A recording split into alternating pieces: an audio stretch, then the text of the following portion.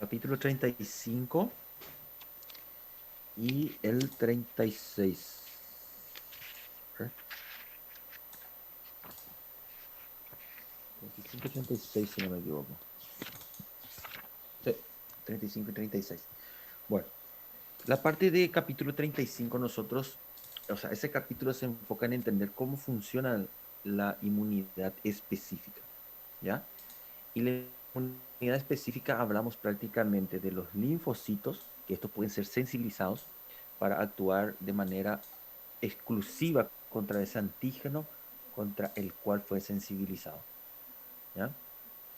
El tema de los linfocitos es que tenemos los natural killer y los linfocitos TCD4 y TCD8, ¿ya?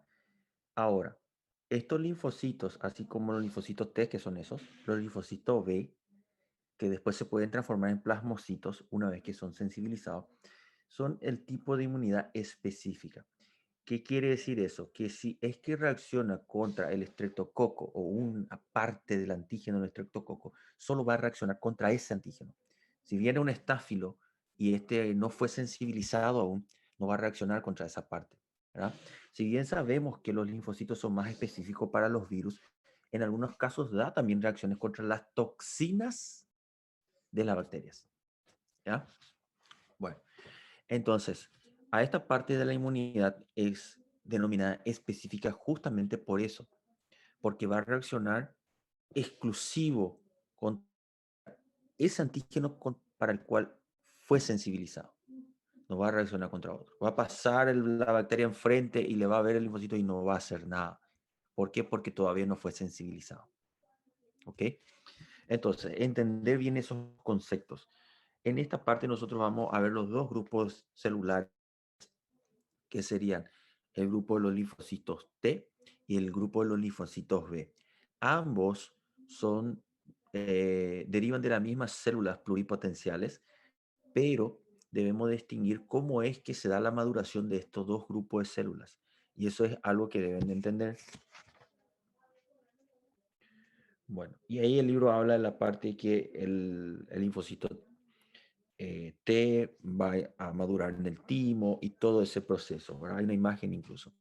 Si bien todos estos linfocitos van a derivar de la médula, la maduración de linfocitos T va a darse en el timo, ¿ya? Ahí se da la selección para que no reaccione contra nuestro propio cuerpo, eso es la función del timo, y luego vamos a tener los linfocitos B que lo hacen a nivel de, eh, de los ganglios linfáticos, ¿ya? Que ahí también tenemos células linfocitarias, ¿ya? Y médula incluso.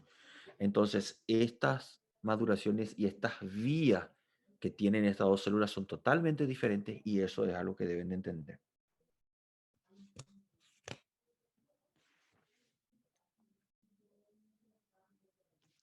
El origen de los clones de los linfocitos B, otro punto, ¿ya? Nosotros tenemos que, una vez que el linfocito, pues, si bien sale de la médula, el linfocito tiene que sensibilizarse. Entonces, una parte de los linfocitos B salen de la médula, pero estos se pueden sensibilizar y generar clones, es decir, se dividen ellos. No necesariamente siempre lo hacen en la médula, pueden hacerlo en la circulación también o en los ganglios linfáticos. Y se dividen, o sea, se clonan. ¿Qué quiere decir un clon? Es un linfocito que fue sensibilizado para reaccionar contra un antígeno específico y se divide en dos y el otro hace la misma reacción contra el mismo antígeno. ¿Ya? Por eso se le llama clon. Bueno,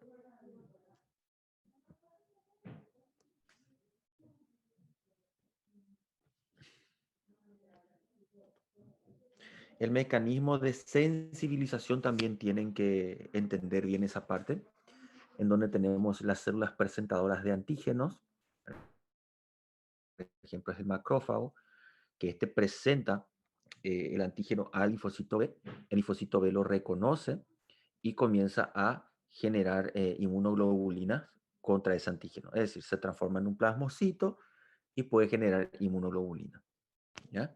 Esa parte sí también. El tamaño de la molécula para ser reconocido, el tamaño de los epítopos, esa parte no hace falta, ¿ya? sí entender bien el concepto de cómo es que la célula presentadora de antígeno puede presentar al linfocito B, ¿ya?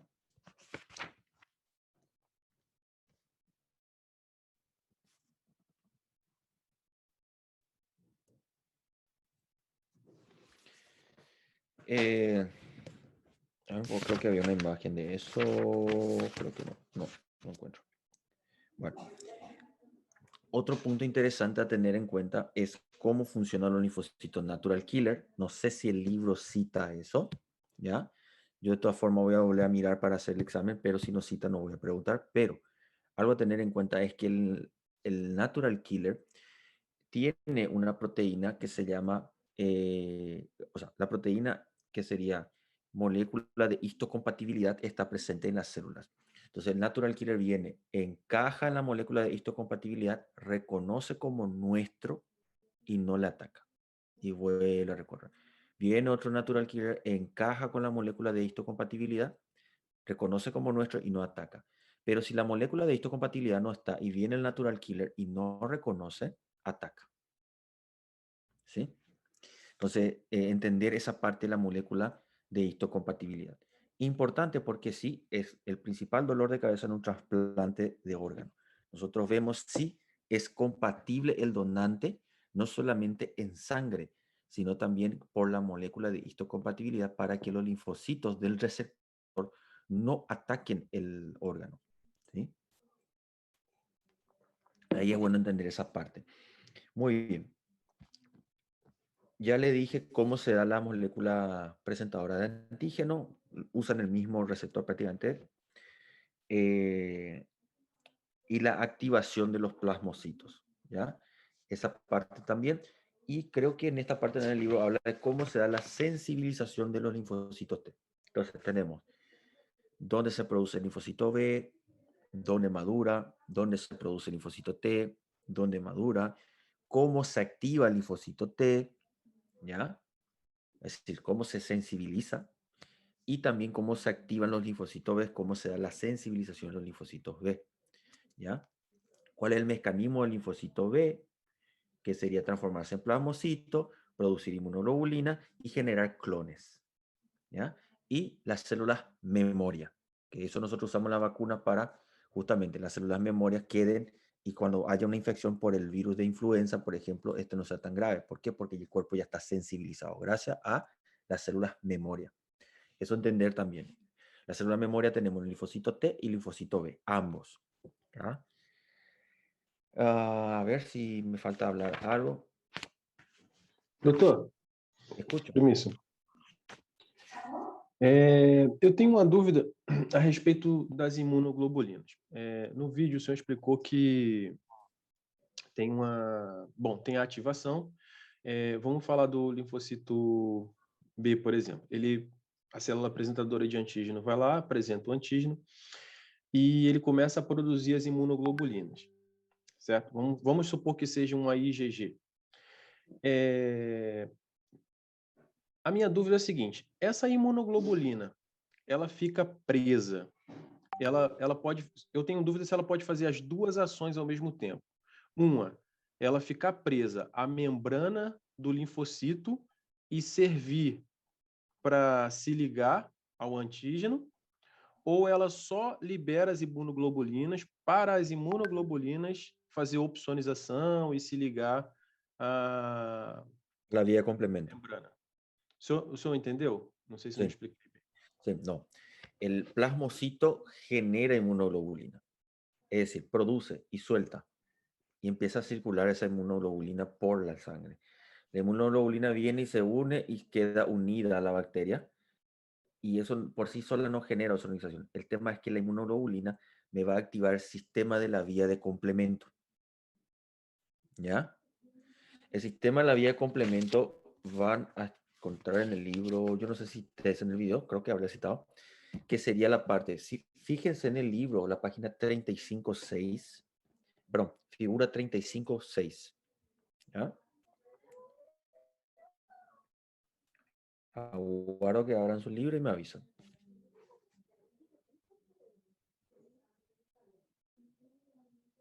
¿Encontraron?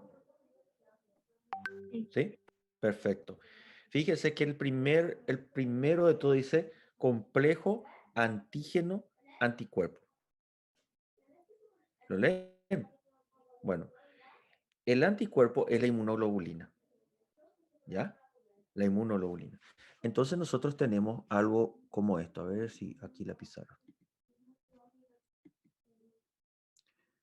Oh, esperen que me bloqueó acá mi preferencia. ¿Cómo comparto esto?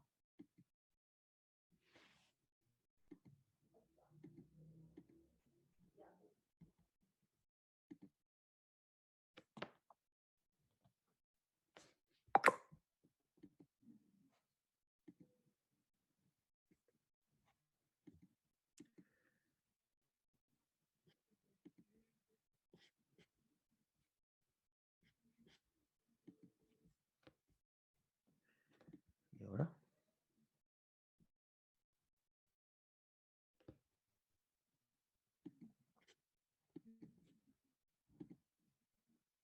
Ahí está.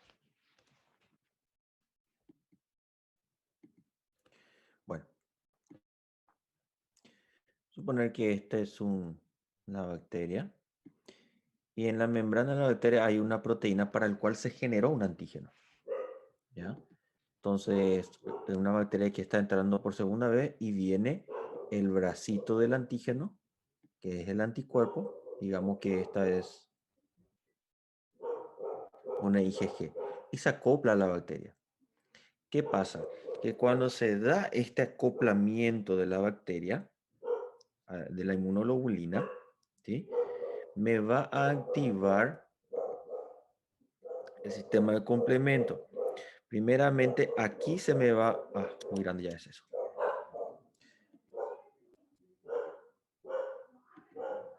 Primeramente se me va a acoplar aquí la proteína del sistema de complemento, que también es una proteína que circula por el plasma, que es la C1, ¿ya?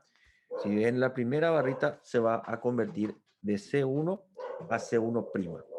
Esta C1', una vez que está unido, ¿ya? Va a acoplarse a él dos proteínas más. Una vez que C1 está unido, se le va a acoplar la C4 y se me va a acoplar la C2, ¿ya? Dos proteínas más del sistema complemento. C1 se activa al unirse a la vía del sistema de complemento. A eso se le une C2, se le une C4. Espérame, te voy a ver a quién le ladra el perro.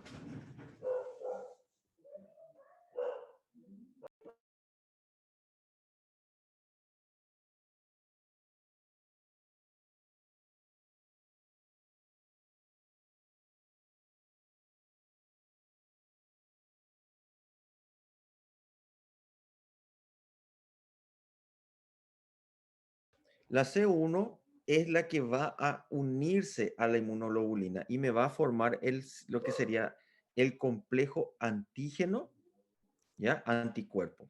El complejo antígeno-anticuerpo es el anticuerpo unido al antígeno del cuerpo extraño o de la bacteria, ¿ya? Una vez que se da este complejo antígeno-anticuerpo, me activa la C1. La C1 va a activar de vuelta a la C2 con la C4 y me va a formar lo que sería C2C4A, ¿ya? Eso mismo, la activación, si ustedes se fijan en el gráfico 35.6, van a ver que este complejo ya me puede hacer migración de basófilo, mastocitos. ¿Por qué? Porque van a llamar a esa célula, ¿ya? Pero esta cascada de sistema de complemento no va a quedar ahí. Esto, ahí sí me va a activar lo que sería la parte de la C3, que sería la unión de otras proteínas, que cree directamente la C3, va a unirse y esta C3 al unirse va a liberar una pequeña porción que se le denomina C3A. Esto de vuelta va a activar basófilo, mastocito, pero este complejo ya tiene la capacidad de causar oxonización.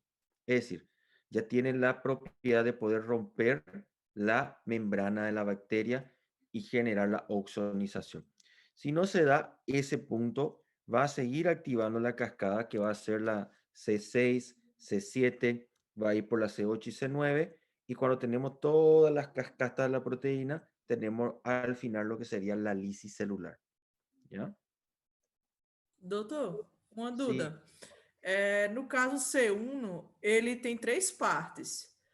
sí. A Q, que é que se junta com o Antígeno anticuerpo. Isso.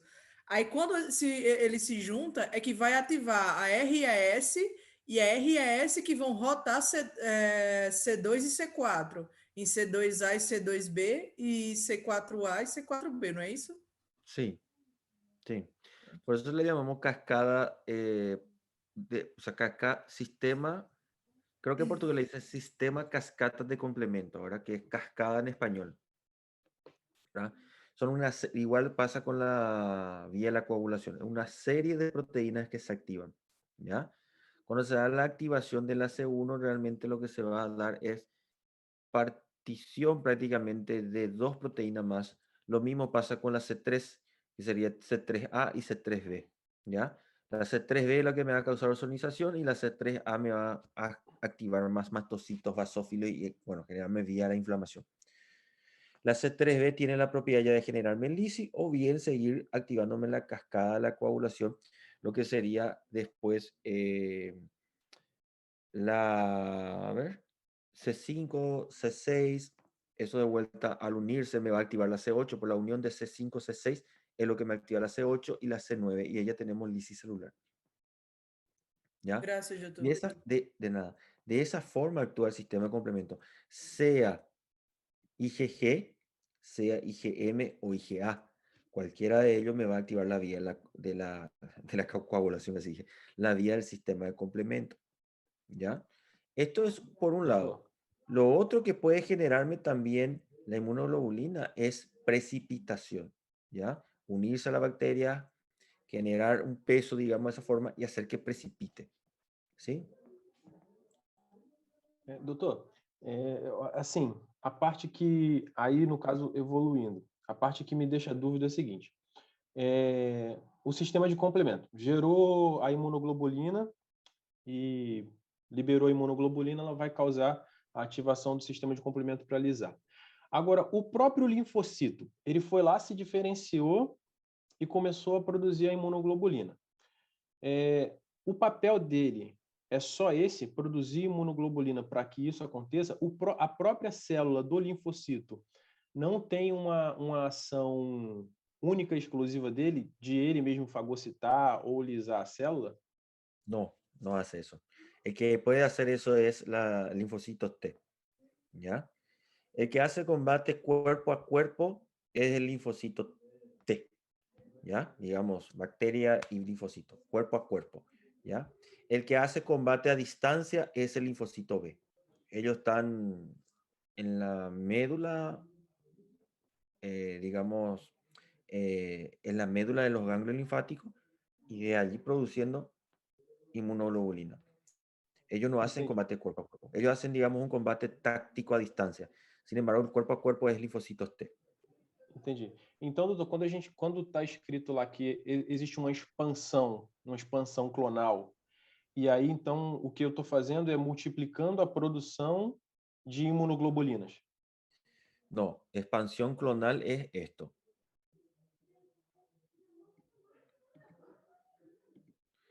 Yo tengo un linfocito B, ¿ya? Y este linfocito B es sensible contra una proteína específica de la membrana de una bacteria en específica, ¿ya? Y él detectó esto y se activó. ¿Ya? Este es el linfocito B memoria, digamos, ¿ya? Linfocito B memoria. Entonces, él detectó eso y se transformó a plasmocito, ¿ya? Una vez que se transforma a plasmocito, vamos a tener lo siguiente. Tenemos la B que se clona y se divide en dos, ¿ya? Uno de ellos, uno de los clones va a transformarse en plasmocito y empieza ya a producir inmunoglobulina. Este otro vuelve a clonarse y todo es específico contra el mismo agente. Vuelve a clonarse y vuelve a clonarse y genera varias copias del linfocito que algunos de ellos terminan siendo plasmocito y algunos terminan siendo B memoria de vuelta, ¿ya? Esa es una expansión clonal, ¿sí? Y todo producen inmunoglobulina, inmunoglobulina, inmunoglobulina. Gracias, doctor. De nada.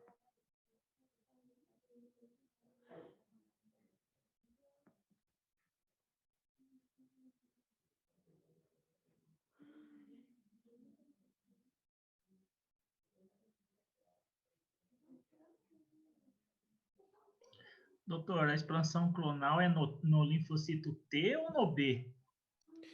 La B y la T, ambos pueden hacer eso. Ah, em ambos. Sí. Si bien más le decimos la parte de expansión clonal a la B.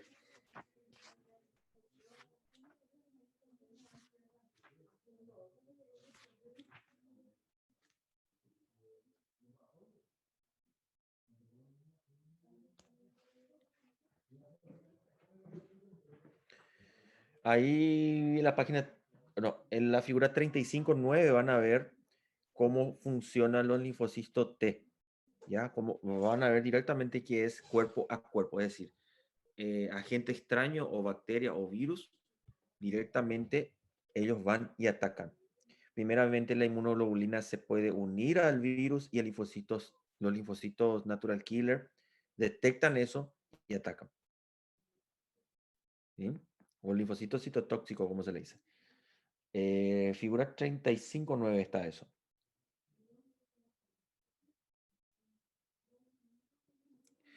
Bueno, entender bien esa parte de lo que le estaba comentando. Sigo un poquito con la parte de lo que hay que ir viendo. La parte de inmunización mediante inyección de antígeno también, ¿ya? Esa es la parte de vacunas prácticamente. Y después tenemos las alergias, ¿sí? Las alergias son resultado de una actividad inmunitaria exagerada, ¿ya? Una reacción inmunológica exagerada, que lleva consigo un proceso inflamatorio que termina siendo grave en algunos pacientes, como la alergia tipo 4, ¿ya? Entonces, estudiar esa parte, el libro del Guyton no es muy didáctico en la parte de alergia. Hay materiales que pueden encontrar en internet, fíjese nomás que sea fuente fidedigna, por ejemplo, de la Sociedad de Alergia de Brasil o de la Sociedad de Alergia de Argentina, ¿ya? Y vean y fíjense qué material sea de buena fuente que pueda ser más pedagógico, porque el Guyton no es muy pedagógico en esa parte. La parte de alergia no es muy pedagógico. Incluso el Caneste es más pedagógico en esa parte. Bueno, luego vamos por el capítulo 36.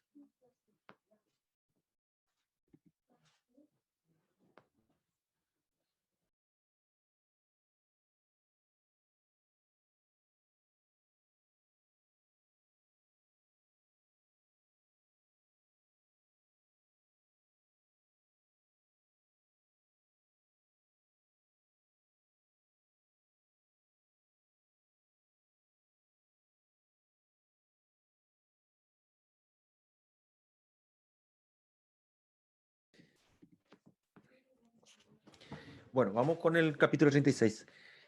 Entender los grupos sanguíneos. En los grupos sanguíneos vamos a ver que tenemos dos antígenos, A y B. Grupo A, cuando el antígeno está presente en la superficie del eritrocito, y el grupo B, cuando ese antígeno está presente en la superficie del eritrocito.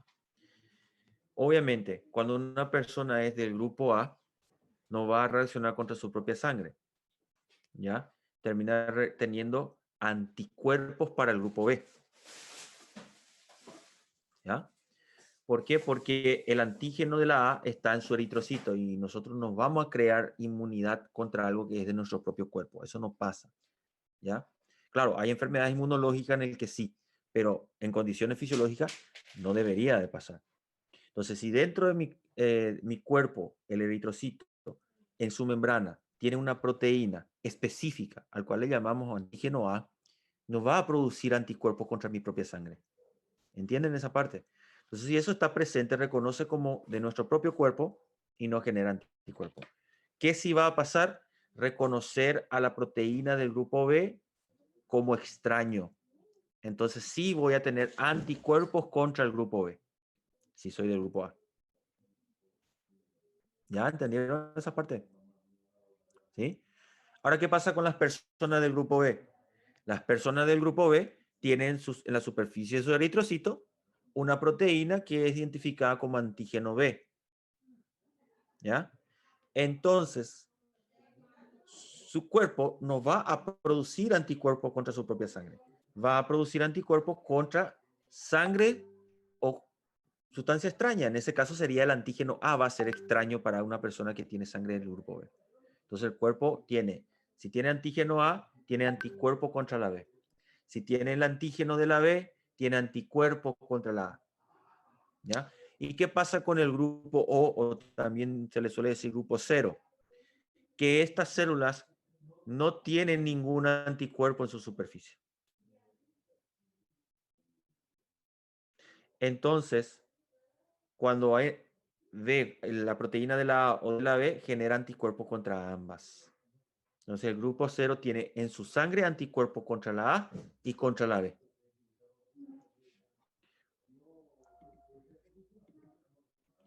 Entender bien esa parte, porque ahí queda fácil. Vamos a ver acá algo.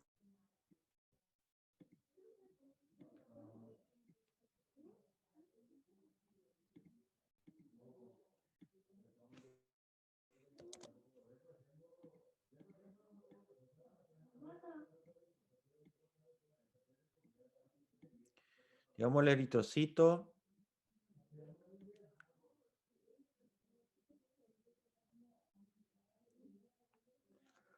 Y no hay mucha figura, che. No tengo que dibujar.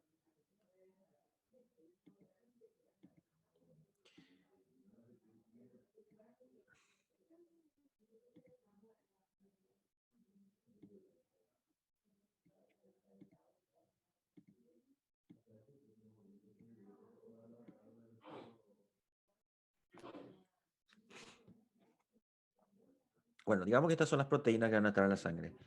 ¿Qué pasa? Si este es conocido como la del grupo A, lo que va a tener es inmunoglobulina contra la B. Es decir, que la inmunoglobulina que está en la sangre de esta persona va a reaccionar contra este eritrocito. ¿Ya? Entonces este es el grupo A y el antígeno que tiene en sangre, el anticuerpo es contra el grupo B. Antígeno del grupo A, anticuerpo del grupo B. ¿Ya? Y lo contrario pasa en el grupo B. Tiene anticuerpo para el B, antígeno del grupo B, anticuerpo contra la A. Ya no va a reaccionar contra su propia sangre. ¿Ya? La del grupo AB justamente no va a tener anticuerpo contra ninguno de las dos proteínas. ¿Por qué? Porque si tiene anticuerpo contra la A, va a reaccionar contra su propia proteína. Si tiene anticuerpo contra la B, va a reaccionar contra su propia proteína. Porque es normal, es parte de su cuerpo. ¿Me entienden? Y luego tenemos el grupo que se le denomina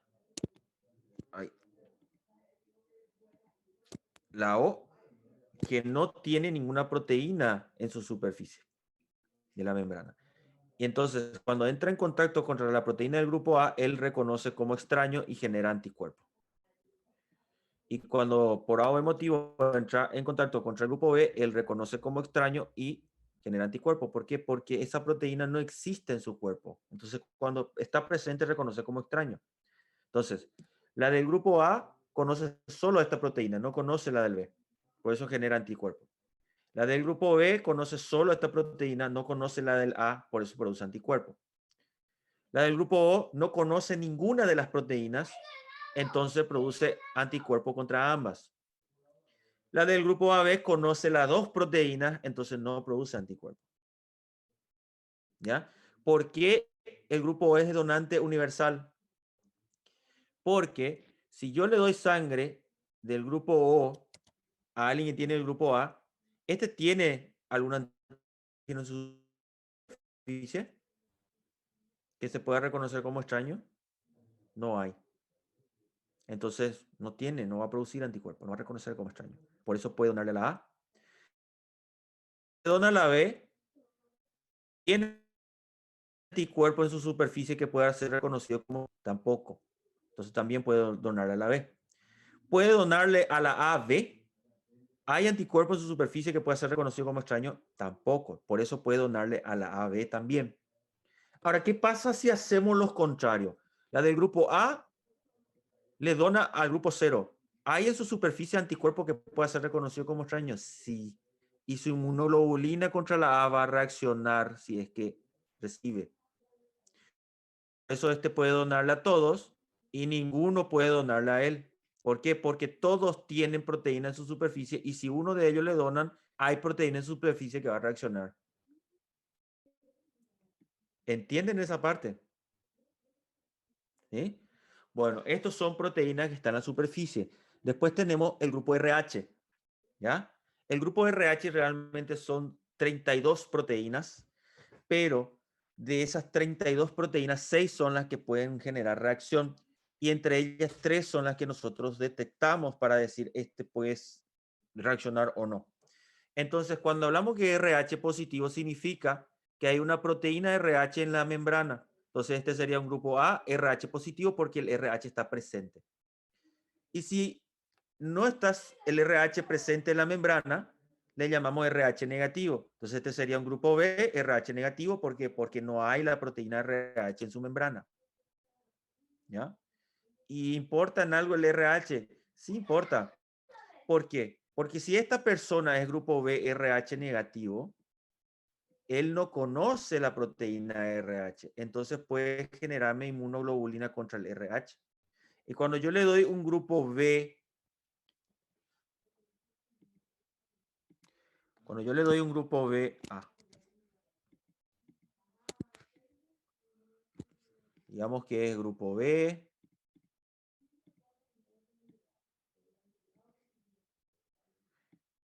porque tiene la proteína en su superficie, pero aparte de ser grupo B, tiene la proteína RH también. Entonces, ¿qué pasa si este grupo B, que es RH positivo, le dona a este grupo B, que es RH negativo? ¿Puede reaccionar la sangre? ¿Tiene anticuerpo RH? Tiene. Va a reaccionar si este le dona. ¿Ah? Por eso el donante ultra universal es el grupo O RH negativo, porque ese sí no tiene absolutamente ninguna proteína en su superficie de membrana que pueda reaccionar contra otro grupo sanguíneo. ¿Ya? Por eso. Esto es el resumen de esta parte. ¿Ya? Entender este concepto es el foco, porque las preguntas van a surgir de esta forma y son casos clínicos. Paciente sufre un accidente, es de grupo sanguíneo A, de grupo tipo A, RH positivo, ¿ya? Y se le va a dar, usted acude al banco de sangre y el banco de sangre le informa que solo tiene grupo O RH positivo. Y la pregunta es si puede recibir o no ese tipo de sangre, su paciente, ¿verdad? Bueno, entonces entender este concepto en general, que eso es lo que explica todo el capítulo del Guyton en, creo que, 5 páginas. 1, 2, 3, 4, 5 páginas son. No es largo, pero esto es el resumen. Esto es lo que se enfoca en explicar el libro. ¿Me entienden? Esto es lo que necesito que me capten de este capítulo. No hay más otra cosa que entender después de esto.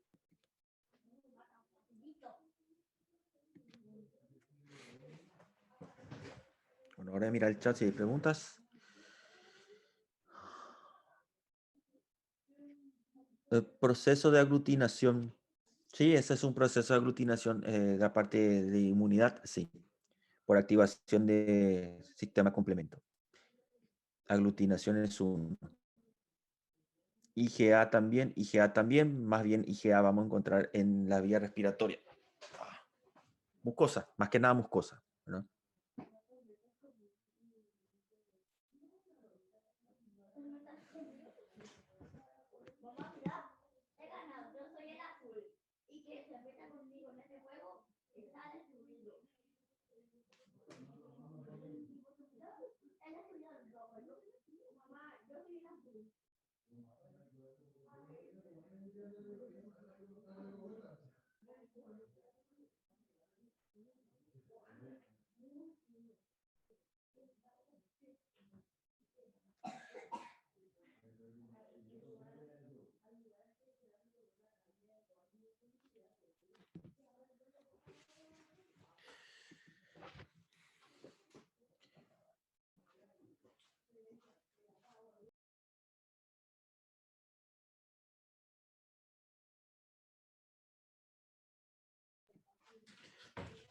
No sé si tienen alguna duda pendiente de esta clase o de la clase pasada, igual nomás.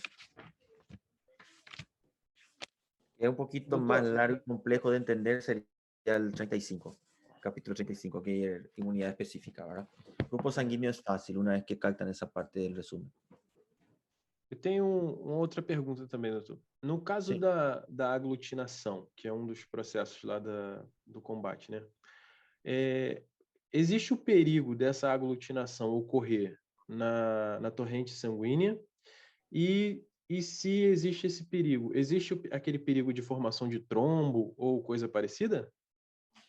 Es difícil, ¿ya? La aglutinación se da para neutralizar la toxina o la bacteria, porque una vez que aglutina puede ser fagocitado, ¿verdad? O darse la lisis, igual, se da la lisis, ¿verdad?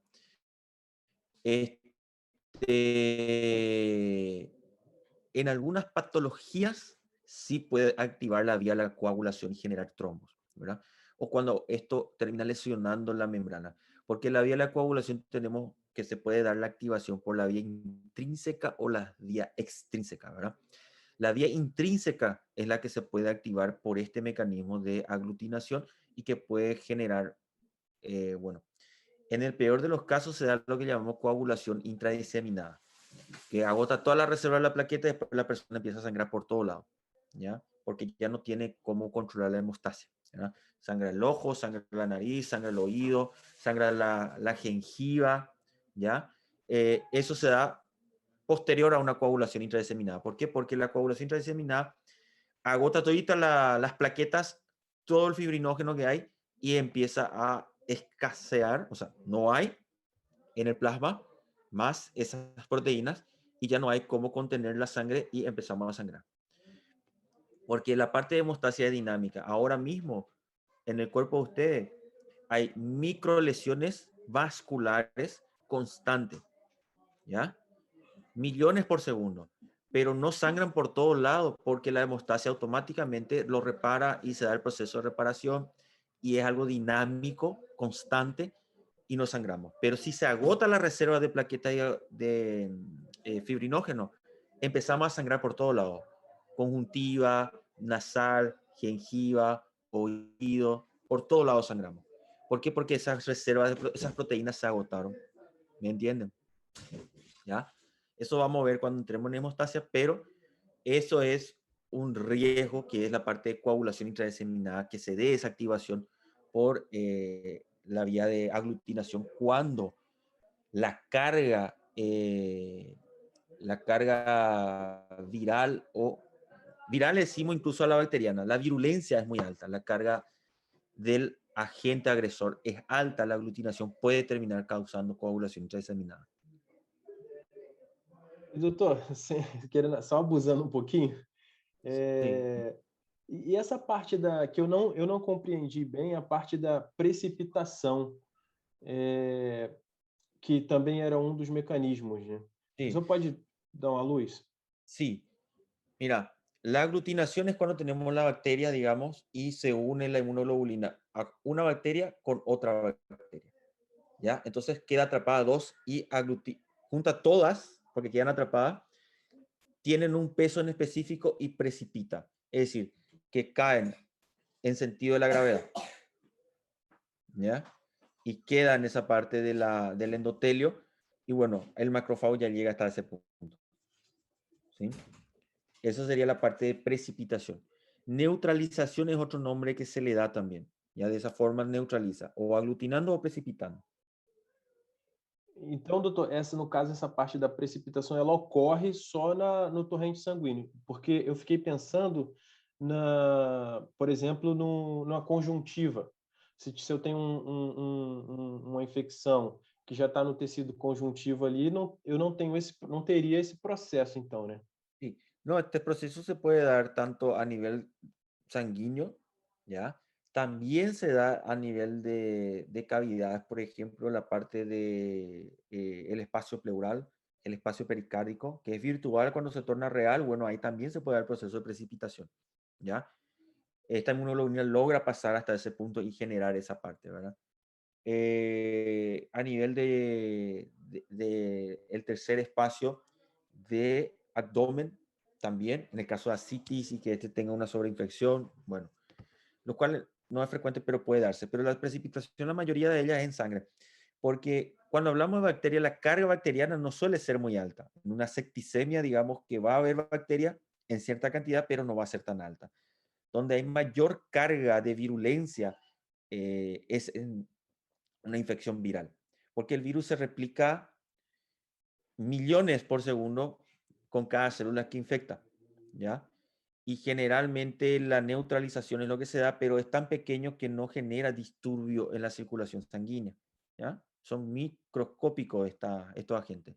Entonces, el hecho de que aglutine o precipite no genera disturbio en la circulación sanguínea porque es microscópico. Termina siendo como los elementos formes ya que están dentro de la propia sangre, ¿verdad? Las células sanguíneas. Y el tamaño de las bacterias y del virus es mucho menor que la propia célula sanguínea, ¿ya? Es casi la 10ª parte de un eritrocito, la bacteria más grande que existe. O sea, el eritrocito es enorme, un edificio frente a la bacteria. ¿Me entienden? Entonces, cuando vos tenés un macrófago y te dicen un neutrófilo puede fagocitar hasta 20 bacterias. ¿Verdad? ¿Por qué? Porque es la 10ª parte prácticamente de esa célula. ¿Sí? Es chiquito para ellos. Entonces, cuando se da la aglutinación o la precipitación, no afecta al torrente sanguíneo, no genera un disturbio en la circulación sanguínea. ¿Ya? Ahora, si se da una activación de la vía de la coagulación y se hace diseminada, sí, ahí decimos que es una catástrofe de esa parte, ¿verdad? Pero normalmente eso se da más por citotoxinas o por una bacteria bastante agresiva, pero donde hay un acceso no tratado y que este acceso se libera en torrente sanguíneo y ahí sí suele ser catastrófico, ¿verdad? Para activar esa vía, pero no es frecuente que se active, ¿no? Hay virus que su poder virulento es importante, donde también puede generarme activación en la vía de la coagulación intraseminada y bueno, generarme esa parte que llegar a ese punto es irreversible, ¿ya? Porque el paciente sangra en abdomen, sangra en pleura, sangra en pericardio, por el ojo, por la boca, por todo lado, ¿ya? Y minutos después entra en paro, por shock hipovolémico, obviamente, ¿sí? Pero no todos los agentes tienen la capacidad de generar eso, ¿sí? Gracias, doctor.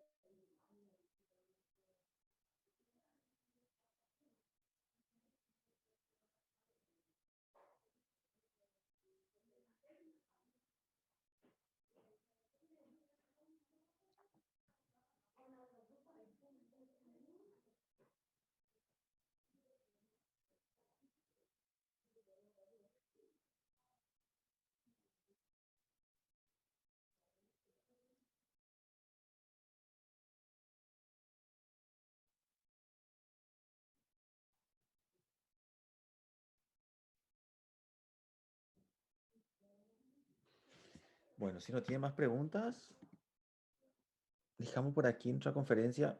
El viernes hablamos del mismo tema. ¿Está bien? Los 2 capítulos de vuelta, si tienen dudas, van a poder salir sus dudas. El que es un poquito más larguito es el 35, el de sangre es cortito, ¿ya?